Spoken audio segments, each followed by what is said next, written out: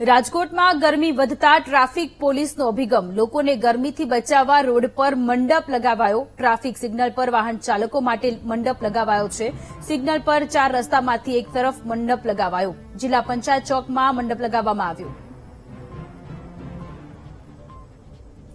તો traffic signal પર વાહન ચાલકોને રાહત મળે તે માટે ટ્રાફિક પોલીસ દ્વારા નવો અભિગમ રાજકોટમાં અપનાવવામાં આવ્યો છે। જે 4 રસ્તા છે તે 4 રસ્તા પર મંડપ લગાવવામાં આવ્યો છે। ટ્રાફિકનું સિગ્નલ જ્યારે બંધ હોય ત્યારે ત્યાં જે ઉભેલા વાહન ચાલકો છે તે લોકોને થોડો ઠંડીનો અહેસાસ થાય તે માટે મંડપ લગાવવામાં આવ્યો છે। જિલ્લા પંચાયત ચોકમાં આ મંડપ લગાવવામાં આવ્યો છે। ટ્રાફિક પોલીસ દ્વારા આ નવતર પ્રયોગ નવતર અભિગમ રાજકોટમાં કરવામાં આવ્યો કે જે સિગ્નલ છે તે ટ્રાફિક સિગ્નલ જ્યારે બંધ હોય છે ત્યારે ટ્રાફિકમાં જે વાહન ચાલકો સિગ્નલ પર ઉભેલા હોય છે તેમના લોકોને માટે આ નવો અભિગમ।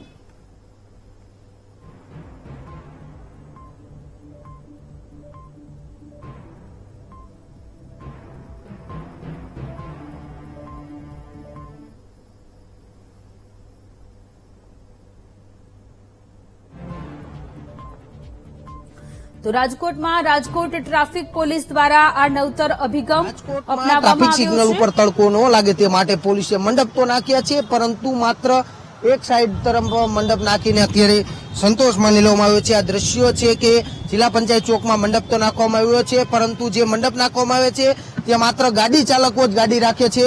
ટુ વ્હીલ ચાલકોને અહીંયા પરેશાની તડકામાં જોવા મળે છે। તેમની સાથે શું કહેશો, અહીંયા માત્ર એક જ તરફ મંડપ નાખીને સંતોષ આ કેટલું યોગ્ય? હા, યોગ્ય તો નથી, પણ એ લોકોને પણ સગવડતા જોવી પડે। જો બે બાજુ મંડપ નાખે તો થોડોક ટ્રાફિકમાં પણ પ્રોબ્લેમ કરે, એટલે આ બ્લેમ તો ન કરી શકીએ, પણ યોગ્ય નથી।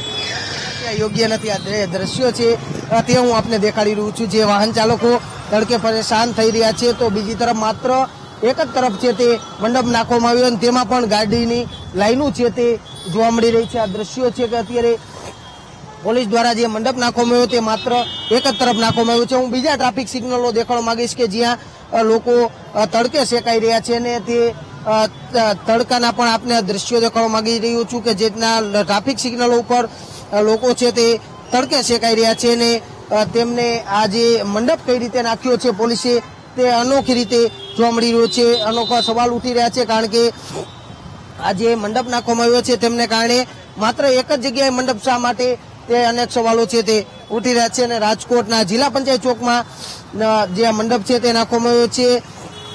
વાહન ચાલકો તડકે હેરાન થઈ રહ્યા છે, તો બીજી તરફ હીટવેવથી બચવા માટેની જે આગાહી કરવામાં આવી છે તેમને કારણે આ એક જ મંડપ નાખવામાં આવ્યો છે અને એક મંડપ છે તે કઈ રીતે નાખવામાં આવ્યો છે તે અનેક સવાલો ઉઠી રહ્યા છે। રાજકોટના જિલ્લા પંચાયત ચોક ખાતેના દ્રશ્યો છે કે જ્યાં અત્યારે જે લોકો છે તેમની સાથે કાકા શું કહેશો, કેવી ગરમી પડે છે, માત્ર એક જ મંડપ બહુ યોગ્ય તો છે નહીં। ગરમીનો 60 સિગ્નલે થોડાક છે ને લોકોને ઓલું કરવું પડે એવું છે।